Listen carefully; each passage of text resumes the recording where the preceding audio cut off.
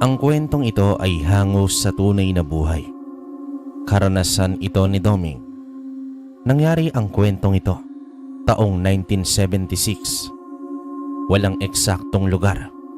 Probinsya ng Negros. Ang pagiging isang magsasaka ay kaakibat na ang pakikibaka sa malawak na lupain at palayan. Ang pagsasaka ang pangunahin na ikinabubuhay para may makain ang kanilang mga pamilya. Ang lupa ay napakahalaga para sa kanila. Handa nilang ipaglaban ang kanilang karapatan kung sakali mang kasakiman ang maghahari at tangkain kunin ito mula sa kanila. Masusubukan ang katapangan at karapatan ng isang magsasakang handang ibuwis ang sariling buhay para sa mga kapwa niya magsasaka at sa kanyang pamilya. Ngunit papaano kung ang sarili niyang pamilya ang malagay sa kapahamakan? Handa niya kayang talikuran ang pinaglalaban niya? Isang mapagpalang araw sa iyo, Sir Ray. Maririnig na naman namin ang iyong kahanga-hangang pagganap at pagsasabuhay ng aking kwento ngayong araw. Talagang kahanga-hanga ang iyong pagbibigay buhay sa mga kwentong aking napakinggan sa programang ito. Talagang kayo ay napakahusay. Itago nyo na lamang po ko sa pangalang Doming. Ang kwentong aking ibabahagi sa inyo ay matagal na taon nang nangyari. Isa ito sa mga karanasan na nakatatak na sa aking isipan at kahit na kailan ay hindi ko ito malilimutan. Nakatira naman ako sa isang bayan ng Negros. Masagana sa mga tanim na gulay at prutas ang baryo namin. Bukod sa mga gulay na tanim namin ng aking mga kabaryo, ay meron din kaming malawak na palayang tinataniman. Pagmamay-ari ito ng aming baryo. Kaya naman lahat ng mga kabaryo ko ay rito umaasa sa ikinabubuhay. Magkakasundo ang buong mga tao sa aming baryo. Nagtutulungan, nagbabayanihan at may respeto sa isa't isa. Parang magpapamilya na kaming lahat doon at magkasangga kami sa hirap man o ginhawa. Kaya naman maraming naiinggit sa samahan namin at sa malawak na palayang pag-aari ng aming baryo. May ilang tao na ang nagtangka na kunin ang palayan mula sa amin pero inaglaban namin ito at hindi binibigay. Sa uli ay sumusuko na lamang ang mga ito sa pag-angkin ng aming lupain dahil wala rin naman silang kasulatan at dokumento para kunin sa amin ang lupa. Bukod sa may masaya at mabait na mga kabaryo, ay meron din akong butihing asawa na itago ko na lamang sa pangalang Lina at mabait na anak na itago ko na lamang sa pangalang Aldo. Kasama rin namin sa aming munting bahay si Tata Banong na siyang aking gabay at nagtuturo sa akin kung paano ang makipaglaban at gamitin ang aking agimat mula sa isang balaw. Kaibigan siya ng aking ama at siya rin ang nagsanay rito upang maging isang malakas na antingero. Simula nang pumanaw ang aking ama ay sa akin na hinabilin ang agimat ng kalabaw. Isa iyong ngipin ng kalabaw na siyang alaga raw ng pinakalolo sa tuhod ni Tata Banong. Pinagpapasapasahan daw iyon sa mahabang panahon hanggang sa napunta sa aking ama at sa akin ipinamana. Hindi raw namana ni Tata Banong ang agimat dahil ayaw niyang maging isang antingero. Mas gusto niya raw ang maging gabay na lamang. Kaya raw kinausap ni Tata Banong ang kanyang ama na ipasa ang agimat ng kalabaw kay tatay na siyang may interes daw sa pagiging antingero. Wala na rin daw magawa ang tatay ni Tatay Banong kundi sundin ang kahilingan nito. Simula raw nun Siya na ang gabay ni tatay sa pakikipaglaban sa mga aswang at sa mga taong may masasamang loob.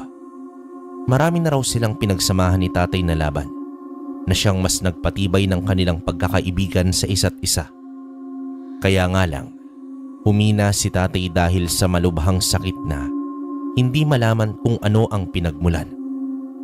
Kinakailangan daw na iwan sa kanya ni tatay ang agimat ng kalabaw para sa paglaki ko ay ibibigay yun sa akin. Kaya naman noong pagtungtong ko sa aking tamang edad ay sinabi sa akin lahat ni Tata Banong. Binigay niya sa akin ang agimat ng kalabaw at sinanay niya ako sa pakikipaglaban.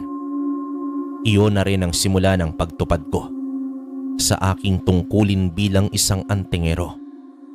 Ngunit ang pagkatao kong iyon ay nanatiling lihim at tanging si Tata Banong at ang aking asawa na si Lina ang tangi lamang nakakaalam. Iniingat-ingatan naming hindi iyon malaman ng iba, lalong-lalo na ang tungkol sa agimat ng kalabaw, dahil kapag nangyari yun, magkakaroon ng ideya ang masasamang nilalang tulad ng aswang at ang may masamang budhi na tao na kunin ang agimat sa akin at ako ay paslangin. Pinangako naman sa akin ni Tata Banong na gagawin niya ang lahat para daw matulungan ako at maprotektahan ang aking pamilya mula sa panganib.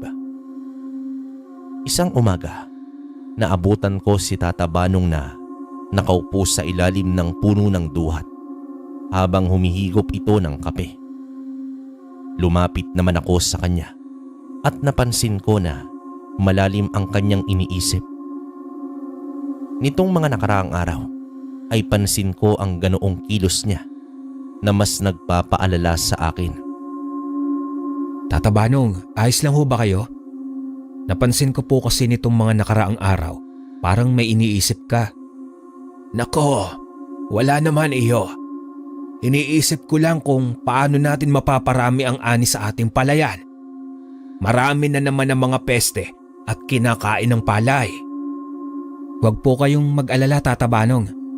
Pag-usapan natin yan mamaya kasama ang mga kabaryo nang makaisip po tayo ng magandang solusyon para dyan. Maswerte ang baryo sa iyo, Domeng.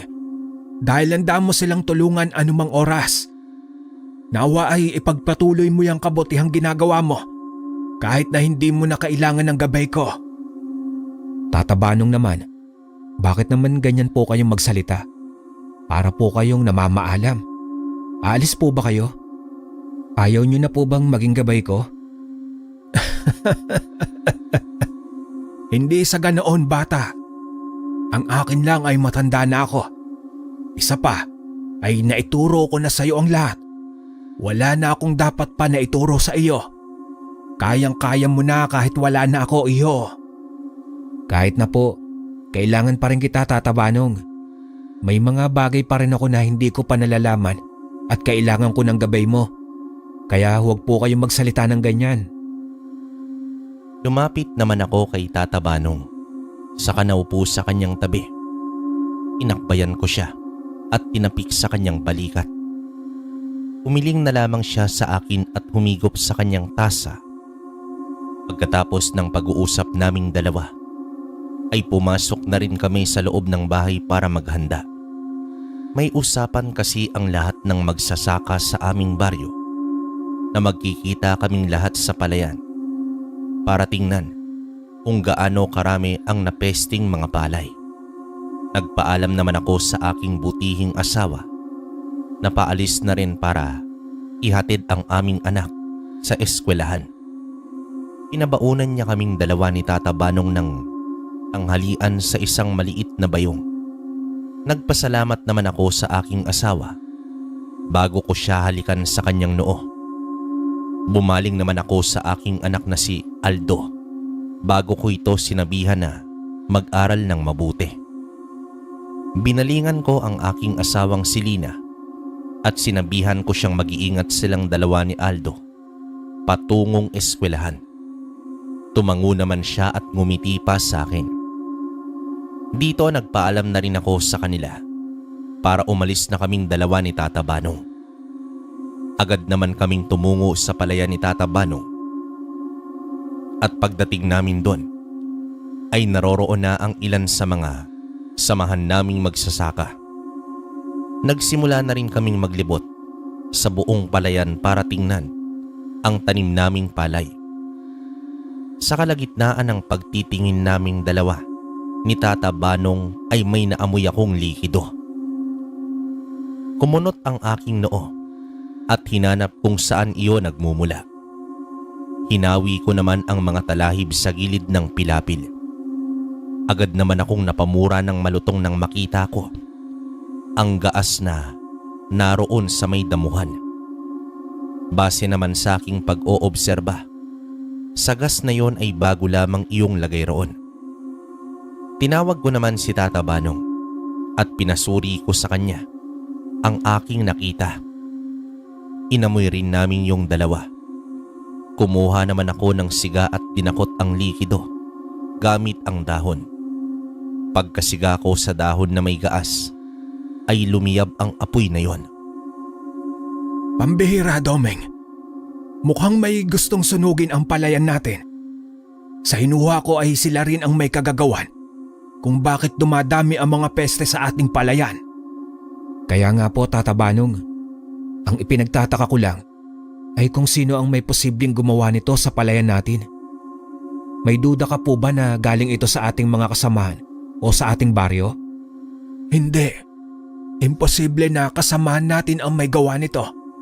Isipin mo, kung gagawin niya iyon, siya lang din ang mawawalan ng hanap buhay.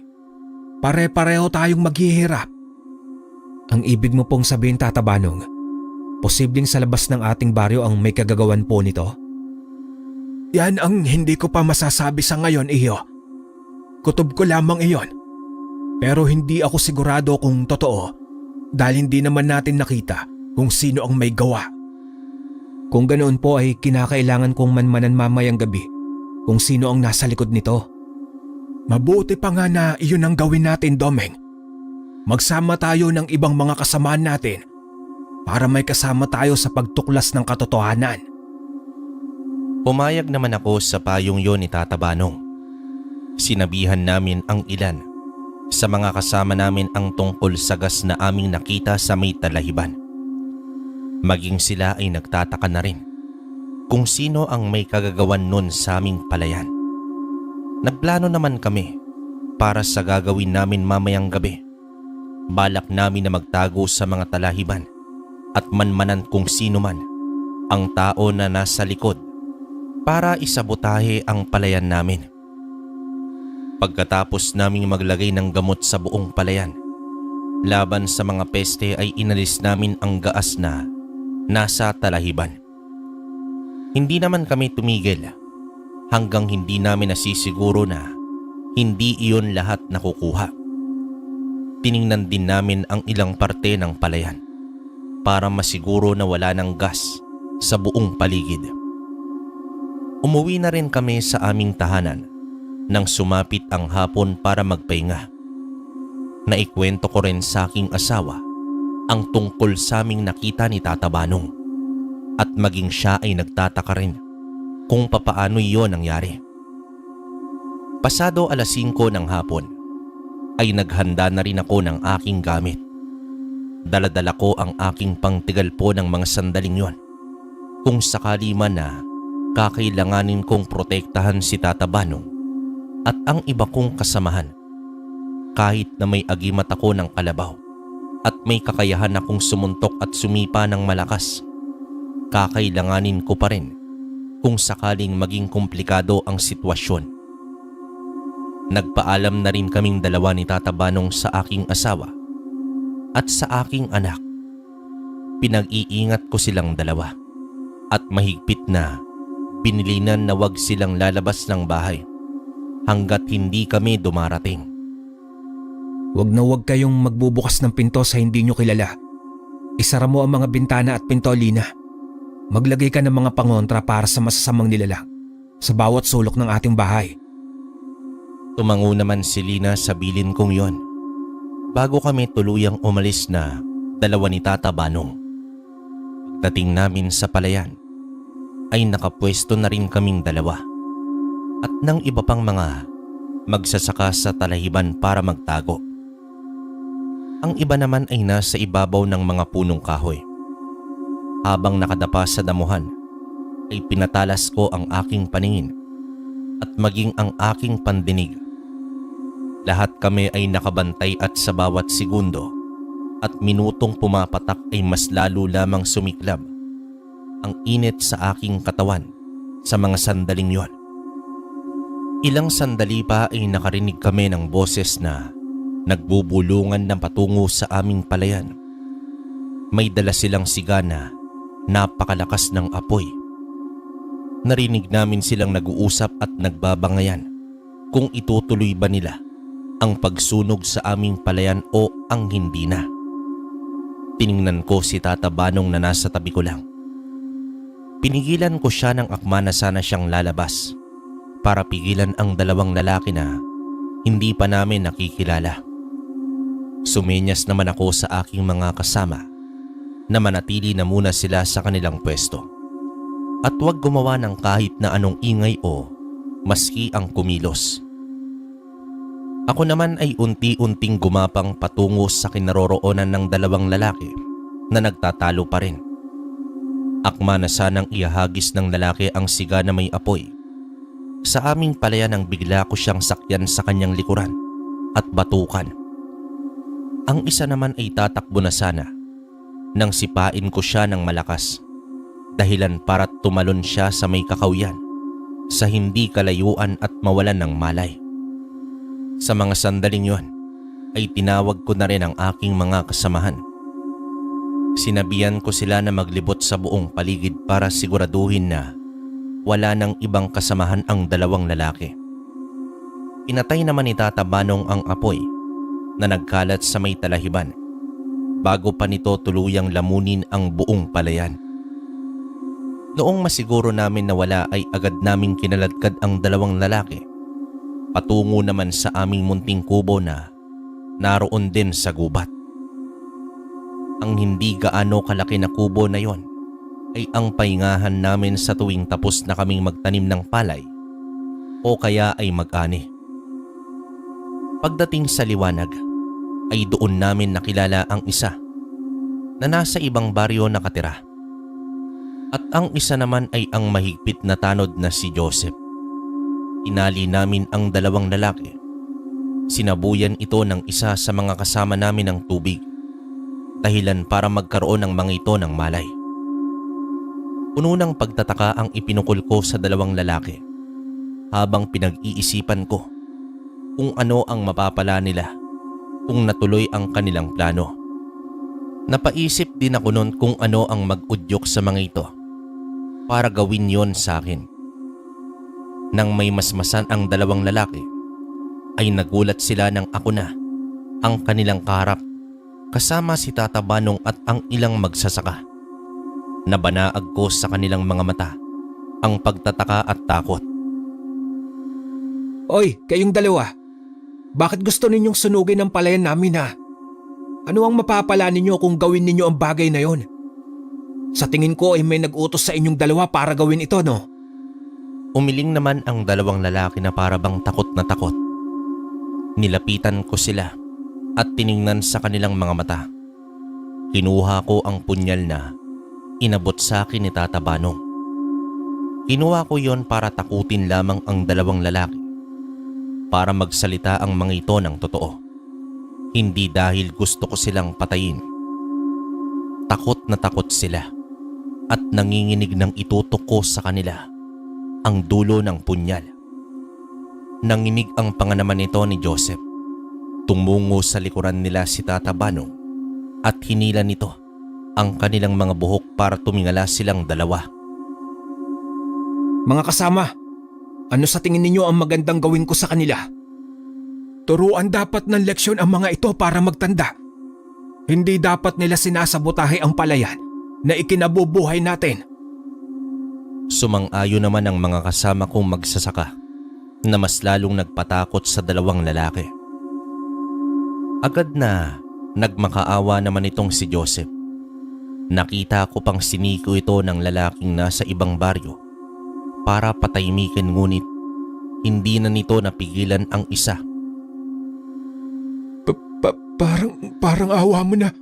Huwag mo akong patayin, Domeng. Napilitan lang naman akong gawin ng bagay na ito dahil inutusan lamang ako. Sino ang nag-utos sa'yo ha? At ano ang intensyon niya?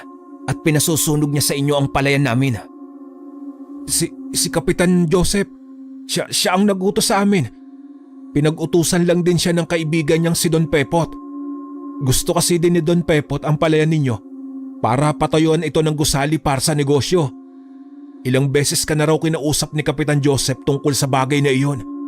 Ngunit hindi ka raw pumapayag. At talagang hindi ko ibibigay ang gusto niya. Hindi niya ba alam na ito ang pinagkakakitaan at ang ikinabubuhay namin? Bibilhin lang nila ang lupain at ang palayan sa murang halaga. Tapos, paano ang buong kabaryo ko? Ano ang pagkakakitaan kung kukunin ng palayan? Umuyom ang kamay ko dahil naman sa galit. Nakalimutan ko ang tungkol sa pag-uusap namin ni Joseph noong ilang buwan ang nakaraan dahil akala ko ay ayos na sa kanya na hindi namin ibibenta ang lupa at palayan sa kanya. Iyon pala ay naghahanda lang siya ng ganitong pagkakataon para makuha ang lupa sa amin ng sapilitan. Napatingin naman ako kay Tata Banong at sa aking mga kasama. Tinatanong naman nila ako kung ano ang dapat naming gawin para pigilan si Joseph at Don Pepot sa kanilang plano. Sinabi ko naman sa kanila na ako na ang bahalang kumausap kay Joseph at kay Pepot. Pinakawalan naman namin ang dalawang lalaki at pinagbantaan na kung gagawin pa nila ang kanilang ginawa sa aming palayan ay ipapakulong namin sila. Kinabukasan ay naghanda naman ako para tumungo sa barangay para kausapin si Joseph. Sumama naman sa akin si Tata Banong at ang ilan kong kasamahang magsasaka. Pagdating namin sa barangay ay naabutan namin si Joseph na kausap itong si Pepot. Nagulat silang dalawa nang makita kaming dumating ng umagang yon. Tumayo naman si Joseph para batiin kami, ngunit hindi namin siya binati pabalik. Titig na titig naman sa akin si Don Pepot na parabang may galit siyang kinikimkim. Inalis ko ang aking paningin sa kanya at bumaling ako kay Kapitan Joseph. Kapitan, pasensya na kung pumunta kami rito nang walang pasabi. May problema kasi kaming nalaman sa palayan namin. Nahuli namin ang dalawang lalaki na nagtangkang sunugin sana ang palayan namin. Mabuti na lamang at naabutan namin sila. Nalaman ko na ang isa roon ay ang tanod mo. Sigurado ka ba sa sinasabi mo, Domeng? Ano naman ang kinalaman ng tanod ko sa pagtangkang sunugin ang palayan ninyo? Kung may kinalaman man dyan ang tanod ng nayon, wala akong kinalaman dyan. Bakit, Kapitan? Hanggang ngayon ba ay itatanggi mo ang pag-utos sa kanila? Huwag ka nang tumanggi pa, Kapitan. Nasabi na ng mga inutusan mo sa akin ang plano ninyo ni Don Pepot. Kaya ba siya naririto ngayon? Para tanungin ka kung tagumpay ang plano ninyo? Anong pinagsasasabi mo, Domeng? Masama ang mambintang na walang ebidensya. Paano mo mapapatunayan na ako nga at si Don Pepot ang nag-utos sa dalawang lalaki na yon? Wala man akong ebidensya, pero marami akong testigo. Kasama na ang mga lalaking inutusan mo. Gulat na gulat si Joseph nang makita niya ang dalawang lalaki na nahuli namin kagabi na dumating ng mga sandaling yon. Galit na bumaling siya sa dalawa at sinigawan ang mga ito. Tinakot niya na wag magsalita pero hindi niya yon pinahalata sa amin.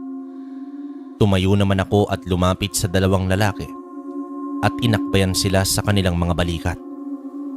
Pinisil ko sila ng mariin sa kanilang buto. Narinig ko silang napadaing. Naramdaman ko rin ang panginginig nila. Pasensya na, Kapitan. Pero mas pipiliin namin ang magsabi ng katotohanan. Totoo naman talaga na ikaw ang nag-utos sa amin para sunugin ang palayan na pagmamay-ari nila Doming. Nang sa gayon ay magtagumpay ang plano ninyo ni Don Pepot. Sa inis at galit ni Kapitan Joseph nang marinig ang sinabi ng tanod ay sinuntok niya ito. Akma niya sana itong susuntukin nang humarang na ako at pinigilan siya. Ito ang tandaan mo, Kapitan Joseph. Kahit na ano ang gawin ninyo ni Don Pepot, hindi ko hahayaan na makuha ninyo ang lupain at palayan na gusto ninyo. Huwag kang patawa, Doming. Wala akong magagawa kapag ginusto kong makuha ang lupain ninyo. Kaya kung ako sa iyo, huwag ka nang magbatigas. Ibenta na ninyo sa akin ang lupa. Para sa ganon, ay masaya tayong lahat. Kahit anumang pilit o gawin mo, hindi na magbabago ang desisyon namin, Don Pepot. Gawin mo ang gusto mong gawin. Pero tandaan mo, sisiguraduhin kong hindi ka magtatagumpay. Tiningnan ko sila ng masama ni Kapitan bago namin nilisan ang barangay. Bumalik naman kami sa aming baryo at tinawag ko lahat ng aking mga kabaryo. Sinabi ko sa kanila ang maaaring mangyari sa mga susunod na araw. Sinabihan ko sila na maging handa sa kahit na anong oras dahil hindi namin alam kung ano ang susunod na hakbang na gagawin ni Don Pepot at Kapitan Joseph.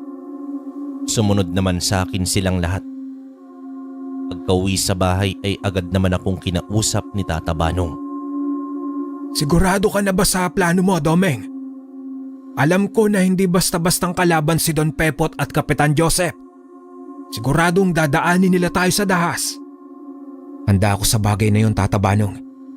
Handa rin akong protektahan ang buong baryo natin laban po sa kanila. Alam ko na gagawin mo ang bagay na yan. Pero hindi tayo sigurado na walang mapapahamak. Sana ay maging handa ka. Tumango naman ako sa payo na yon ni Tata Banong at pinag-isipan naming mabuti kung paano namin mapipigilan sina Kapitan. Araw-araw ay may nagbabantay sa aming lupain sa bukid at maging sa palayan para lamang masiguro na walang susunod na hakbang na gagawin ang dalawa. Dumaan ang ilang araw na walang kakaibang pangyayari, ngunit hindi kami naging kampante ron dahil alam ko na may pinaplano na naman ang dalawa laban sa amin. Isang hapon, nagulat na lamang ako nang dumating sa aking tahanan ang isa sa mga kasamahan naming magsasaka. Hingal na hingal ito at tinatawag ako. Lumabas ako ng bahay at hinarap ko ang lalaki. Ganoon na lamang ang gulat ko nang makita siya na puro pasa. Sinabi niya naman sa akin na may kalalakihan daw na tumungo sa aming palayan at isa-isa silang binugbog. Tinawag ko si Tata Banong at sinabihan siyang bantayan ang aking mag-ina at tutungo lamang ako sa palayan. Sumunod naman si Tata Banong sa akin at sinabihan akong mag-iingat. Tumungo ako noon sa bukid at nakita ko ang 10 kalalakihan na binubugbog ang mga kasamahan kong magsasaka. Ang ibang mga kabaryo ko ay nanlalaban at pinipigilan ang mga kalalakihan na makalapit sa aming palayan. Noon ay nakita ko si Don Pepot na nakapamewang sa kabilang pilapil at nanonood sa buong pangyayari. Bumubuga pa siya ng tabako na parabang nasisihan ito sa kanyang nakikita. Kumuyom ang aking kamay at galit na sinugod ito. Sinuntok ko naman siya sa kanyang muka, dahilan para tumilapon siya sa palayan. Sumugod ang mga tauhan niya at pinagtulungan nila akong bugbugin. Ngunit mabilis ang aking kilos kesa sa kanila. Inisa-isa ko silang sinuntok. Nagpakawala rin ako ng sipa. Sumugod din ang aking mga kasamahan na magsasaka at tinulungan nila ako. May isang lalaki na malaki ang katawan ng sumugod sa akin. Hinambalos ako nito nang dala niyang kahoy pero nabali lamang yon ang tumama sa aking balikat. Nanlilisik ang aking mga mata na tumitig sa kanya. Hinawakan ko siya sa kanyang braso at walang pagdadalawang isip na baliin ko yon. Napasigaw ito ng malakas. Habang nagsusumamo na, bitawan ko na. Binalibag ko siya sa pilapil para pakawalan. Tiningnan ko ang mga tauhan ni Don Pepot at ang lahat ng mga ito ay nakahandusay sa damuhan at maging sa aming palayan. Tumango naman ako sa aking mga kasamahang magsasaka. Bago naman ako tumungo sa kinaroroonan ni Don Pepot na noon ay nakaakyat na sa pilapil. Kita ko ang takot sa kanyang mga mata nang tingnan niya ako. Bakas na bakas pa ang pasa sa kanyang kaliwang mata, gawa ng aking pagkakasuntok. Ito ang tandaan mo, Don Pepot. Huwag mong kakantiin ang mga kasamaan ko at ang lupain namin. Kung hindi lang yan ang aabutin mo sa akin. Hindi ako natatakot sa iyo, Doming. Babalikan kita. Babalikan ko kayong lahat. Pagsisisihan ninyo ang ginawa niyong ito sa akin. Magsisisi kayo. Sige lang, Don Pepot. Dadaanin mo kami sa dahas. Dahas din ang ibabalik ko sa iyo. Galit na galit siyang tumingin sa akin habang nakakuyom ang kanyang dalawang kamay. Malakas niyang tinawag ang kanyang mga tauhan. Isang mabangis na tingin ang ibinigay niya sa akin bago niya nilisan ang aming lupain kasama ang kanyang mga tauhan. Noong nakalayo na sila, ay saka ko na lamang binalingan ang mga kasamahan kong magsasaka. Ang ilan sa kanila ay nabugbog ng sobra at ang ilan naman ay konti lang ang galos na natamo. Nagtungo kami sa kubo para gamutin ang kanilang mga pasa at sugat. Sa mga sandaling yon, hindi maiwasan ng mga kasama ko ang mag-alala para sa aming kapakanan ng lahat. Gustuhin man nilang lumaban ngunit wala raw silang magagawa oras na gumawa na ng karumal-dumal si Don Pepot. Tanging tabak lamang daw ang kanilang panlaban sa lalaki at wala yung laban kung gagamit ng baril ang mga tauhan nito. Napaisip naman ako ng mga sandaling yon sa sinabi ng aking kabaryo. Maging ako ay nag-alala para sa kanilang lahat. Sinabihan ko ang aking mga kasama nun na umuwi na sila sa kanila at wag na munang tutungo sa bukid.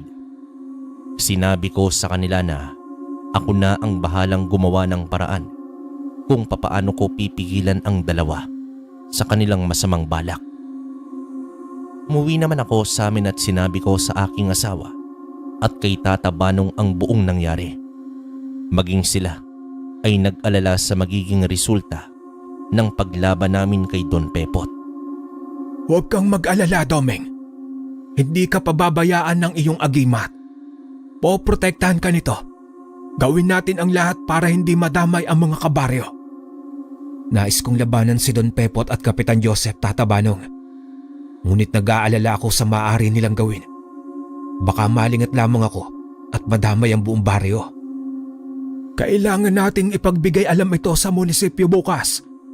Kung dadaanin nila tayo sa dahas, ay mas mabuti nang may laban tayo. Tumango naman ako sa sinabing yun ni Tata Banong. Mas mainam ang kanyang naisip dahil sigurado na may laban kami oras na may mangyaring masama. Sa kalagitnaan ng aking pagpapahinga ng gabing yon, ay bigla na lamang akong nakarinig ng munting kaluskos sa labas ng aming tahanan. Naramdaman ko ang pag-iinit ng aking agimat. Napatingin ako kay Tata Banong na noon ay nakatitig din sa akin. Tinanguan ko naman ito. Tiningnan ko ang aking asawa na si Lina at ang aking anak na si Aldo. Huwag kayong hihiwalay kay Tata Banong. Manatili kayo sa tabi niya. Mukhang may hindi tayo inaasahang bisita. Ako na ang bahala sa mag-ina mo, Doming. Tawagin mo lang ako kapag kailangan mo ng tulong. Sige po, Tata Banong. Maraming salamat. Tumayo naman ako mula sa aking pagkakaupo at kinuha ko noon ang tigalpo na nakasabit sa dingding. Kinuha ko rin ang maliit na punyal at isinabit ko yun sa aking bewang. Pinilinan ko pa muna sila Tata Banong na isara ang mga bintana at pinto kapag nakalabas na ako. Pagdating ko sa labas ng aming tahanan ay hindi ko inaasahan ang sumalubong sa akin. Si Don Pepot ay naroon sa labas at may mga kasama siyang 5 kalalakihan. Nakangisi ito habang may mapupulang mga nanlilisik na mata. Napangiti naman ako dahil hindi ako nagkamali sa aking hinala. Tama nga ang pag-iinit ng aking agimat sa tuwing karap ko ito. Tama nga ako. Isa kang aswang, Don Pepot. Kaya pala ang lakas ng loob mo para takutin ako at ang aking mga kasama. Pasensya ka na, Domeng, kung hindi ko agad nasabi sa iyo. Hindi na magiging sorpresa iyon, di ba?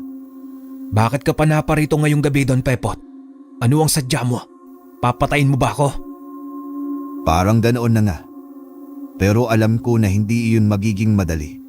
Dahil ramdam ko na may kakaibang enerhiyang nagmumula sa iyo. Alam ko na may tangan ka. At napatunayan ko iyon kaninang hapon nang suntukin mo po ng malakas. Ang ordinaryong tao ay hindi ganoong kalakas sumuntok at sumipa. Kung ganoon ay alam na pala natin ang lihim ng isa't isa. Pero hindi ko pa rin ibibigay sa iyo ang lupa, Don Pepot. Alam ko naman iyon, Domeng. Kaya nga ako naririto ngayong gabi para bigyan ka ng babala at nang makapag-isip ka rin ng masinsinan. Hindi ko na kailangan na mag-isip pa, Don Pepot. Hindi na magbabago ang isip ko. Sige, tignan natin. Ngumisi naman sa akin lalo na si Don Pepot. Nanlilisik ang kanyang mga matang nakatitig sa akin. Itinaas niya ang kanyang 2 kamay sa ere. Napakahaba ng kanyang mga kuko at nangingitim ang kanyang balat. Mga katangian na nagpapatunay na aswang nga ito. Sinenyasan niya ang kanyang mga tauhan na atakihin naman ako. Hindi ko alam kung ano ang kanyang gagawin sa lupain namin at gustong gusto niya yung makuha. Wala rin akong nabalitaan sa aking mga kabaryo. Ang tanging nalalaman lamang namin ay gusto itong pagawaan ng gusali ni Don Pepot para sa negosyo nito. Ngunit sa mga sandaling yon, na alam ko na isa siyang aswang, malabong negosyo ang kanyang ipatatayo. Dito mabilis na kumilos ang kanyang mga kampon na aswang at sinugod nila ako ng sabay-sabay. Tiningnan ko si Don Pepot at bigla na lamang siyang naglaho na parang bula sa kadiliman. Hindi ko siya masundan sapagkat nakapalibot sa akin ang 5 aswang na tauhan niya. Sa tuwing kikilos ako ay saka naman sila susugod. Humugot naman ako ng lakas at pinagsisipa ko sila sa kanilang katawan at muka. Subalit sinusubukan pa rin nilang bumangon at labanan ako ng sabay-sabay. Nagpakawala sila ng suntok at sipa pero nasasalag ko naman yon. Kinalmot ako ng isa at ibinaon naman ng isa ang kanyang mahabang kuko sa aking braso. Inata ko ang isang lalaki at malakas ko siyang binalibag patungo sa may kakawiyan.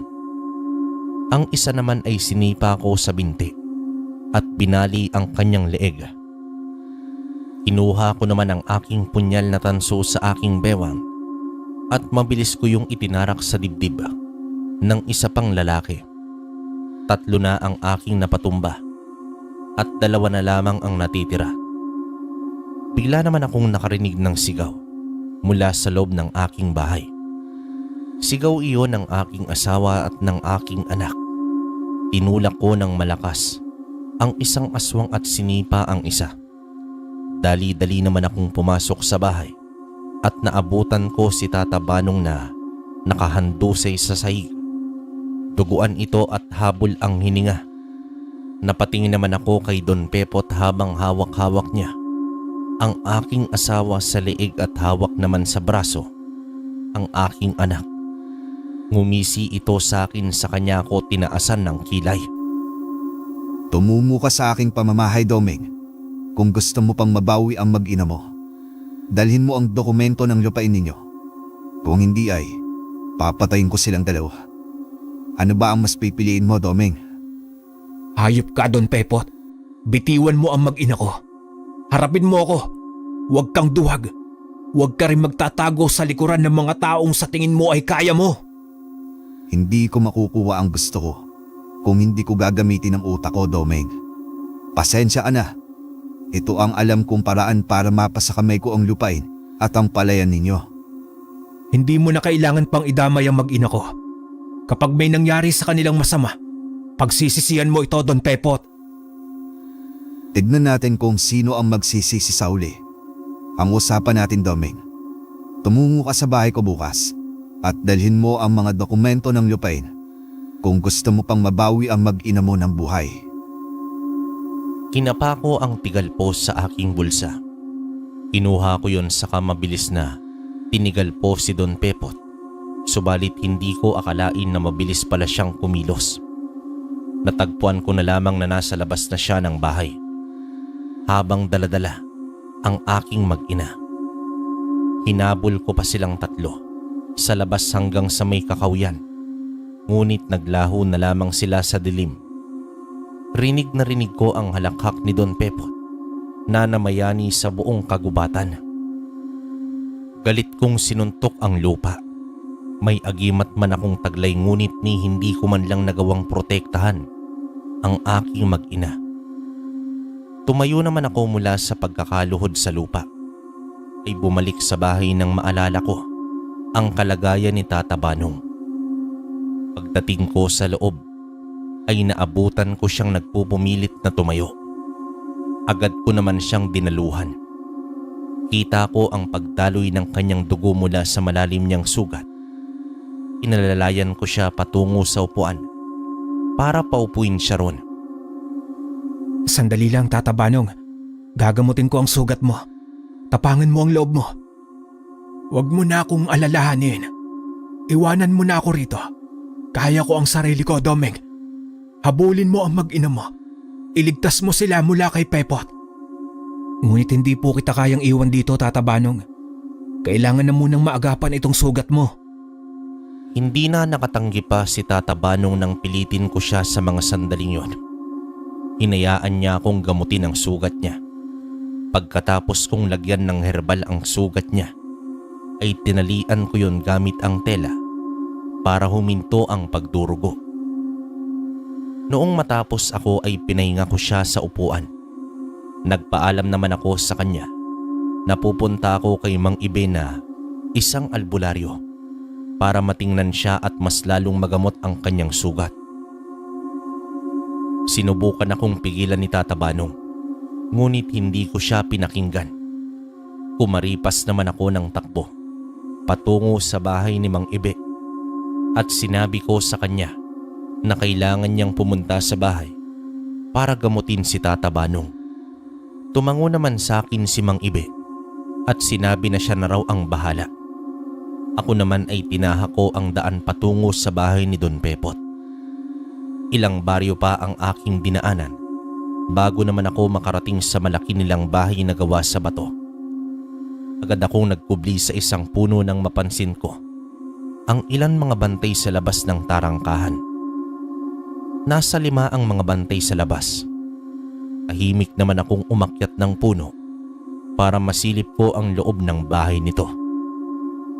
Hinahanap ng aking mga mata kung saan nila dinala ang aking asawa na si Lina at ang aking anak. Nakita ko silang nakatali sa isang upuan sa sala ng bahay ni Don Pepot.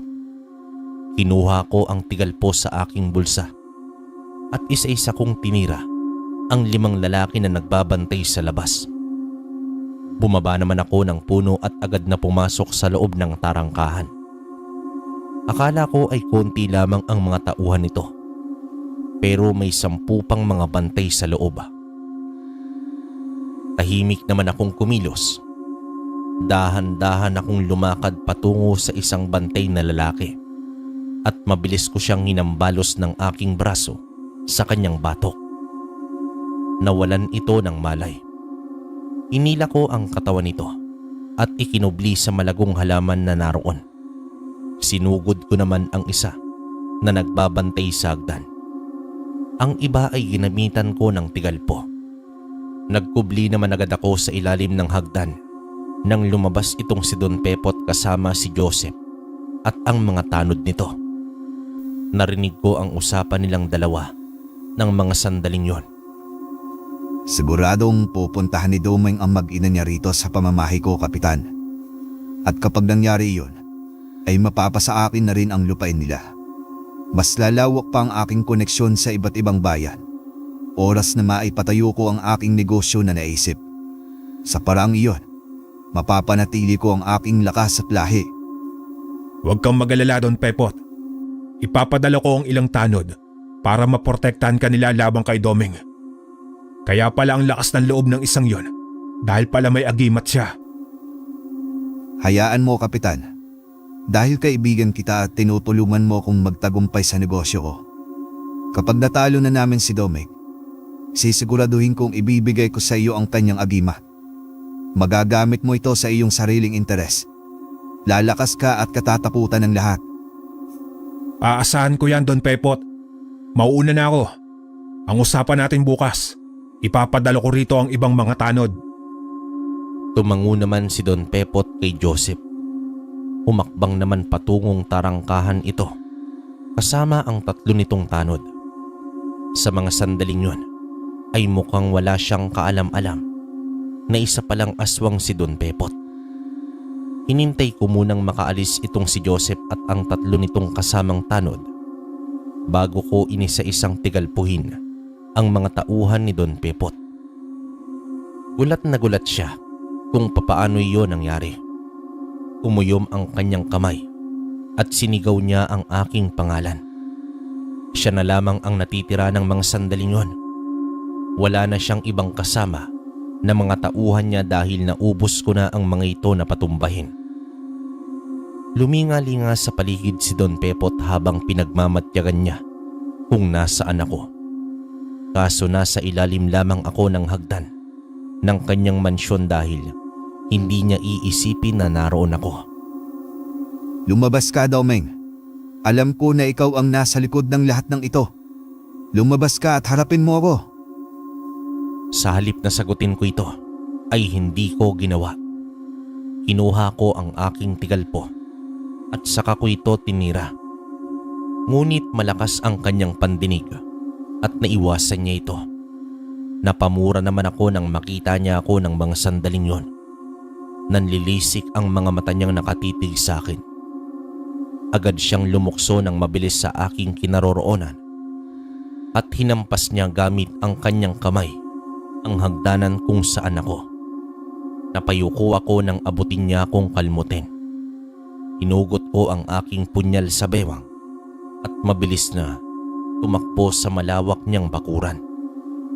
Galit na galit siyang humarap sa akin na parabang naisahan ko ito. Tinaasan ko siya ng kilay, saka sinenyasan na lumapit ito sa akin. Pasensya ka na Don Pepot. Hindi ko maibibigay ang gusto mo. Narito ako para bawiin ang aking mag-ina at ampaslangin ka. Bilib din naman ako sa tapang mo, Domeng. Pero hindi mo ko basta-basta lang matatalo. Hindi ko hahayaan na mangyari ang bagay na yon. Mabilis na kumilos si Don Pepot patungo sa kinatatayuan ko. Isang malakas na suntok ang ibinigay niya sa akin. Sa bilis ng kilos niya, ay hindi ko man lang namalayan ang pagsugod nito. Hindi pa ako nakakabangon mula sa pagkakabagsak dahil sa kanyang suntok, ay agad niya akong binuhat at binalibag sa pader ng kanyang bahay. Halos nanlalabo ang aking paningin dahil sa lakas ng pagkahambalos ng likuran ko sa pader.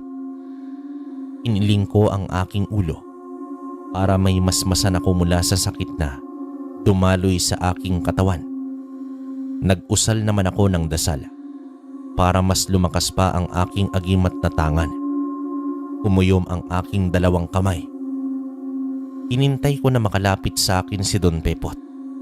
Noong nakalapit na ito, ay malakas ko siyang sinuntok sa kanyang sikmura. Sunod-sunod iyon sa mabilis na paraan. Hindi ko siya binigyan ng pagkakataon na makasuntok o makagawa man lang ng kilos. Pinuhos ko ang aking buong lakas na nagmumula sa agimat. Bugbog ang sikmura at mukha ni Don Pepot pero nagagawa pa rin niyang makakilos ng konti. Itinaas ko ang punyal na aking hawak at ibinaon ko yon sa kanyang dibdib. Gigil na gigil ko yung ibinaon pa hanggang sa sumuka siya ng dugo. Nanlalaki naman ang mga mata niya nang hindi makapaniwala na nakatitig sa akin. Unti-unti siyang bumagsak sa lupa habang nangihina. Kinuha ko ang pagkakataon na yon para puntahan ang aking mag-ina sa loob ng kanyang bahay. Kinalas ko ang tali sa 2 kamay at katawan ng aking mag-anak. Bilisan ninyong dalawa. Sumunod kayo sa akin. Tumungo naman ako sa bakuran ng bahay ni Don Pepot. Tumayo ako ron sa kanag-usal ng dasal. Hinayaan ko na balutin ako ng enerhiya na nagmumula sa aking agimat. Ilang sandali pa ay nagpakita sa akin si Don Pepot. Ibang-iba na ang itsura nito. Isa na siyang taong aso. Parang isa siyang mabangis na asong handang pumaslang ng tao. Mabilis siyang tumakbo patungo sa akin. Hindi ako umalis sa kinatatayuan ko. Hinintay ko siyang makalapit sa akin at sinalubong ko siya ng aking malakas na sipa. Nang bumagsak ito sa lupa, ay agad ko siyang sinakyan sa kanyang tiyan. Hinugot ko ang punyal na naroon pa sa kanyang dibdib. Sinaksak ulit siya roon at hindi man lang sa 2 beses kundi marami hanggang sa mangisay siya at unti-unting nawalan ng hininga. Sa takot na baka mabuhay pa siyang muli, ay sinuntok siya sa kanyang mukha ng maraming beses. Hindi ako tumigil hanggat hindi nababasag ang bungo nito. Hingal na hingal ako nang tumayo. Tiningnan ko si Don Pepot na noon yung wala ng buhay. Binalikan ko ang aking mag-anak sa kung saan ko sila itinago. Noong maayos na ang lahat, ay dinala ko na sila pauwi sa bahay. Pagdating namin sa bahay, ay naabutan namin si Tata Banong na ginagamot ni Mang Ibe. Nakahinga ako ng malalim nang masiguro ko na ligtas na kaming lahat mula sa aswang.